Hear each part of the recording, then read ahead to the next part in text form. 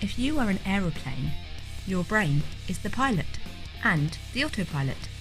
The autopilot makes a set of pre-programmed things happen and responds to simple things in the environment. The pilot decides when to use the autopilot, when they can trust them, and when they need to take back control.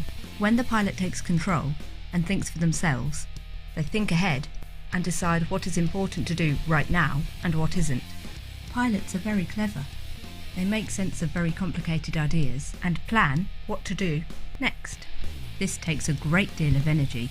When you have attention difficulties, your pilot may be very, very clever, but the one thing they aren't very good at is communicating with the autopilot. The autopilot is keen all the time, and when the pilot is needed for figuring something out complicated, they need to be ready to stop the autopilot from interfering. When you have attention difficulties, the pilot can't interrupt the autopilot and take back control. The autopilot takes control and starts messing things up. The autopilot starts making decisions before the pilot can check them and think properly about the consequences. The autopilot starts switching on functions that aren't needed and switching off ones that are needed. Meanwhile, the pilot just can't get that autopilot under control. This means the aeroplane is not being controlled in a planned or organised way.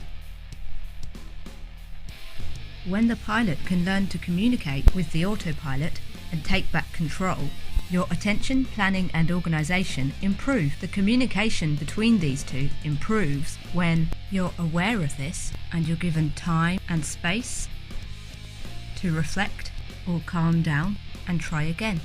The autopilot can also be helped to allow the pilot to intervene when useful and important information is made easy for it to handle, and when the autopilot can be kept happy with simple things that stop them getting too excited, like sitting comfortably when writing or holding something that is calming while listening. In this analogy, the aeroplane is you and what you do, and the pilot is the clever skills in your brain that we call cognition, which helps you make difficult decisions and understand high-level information.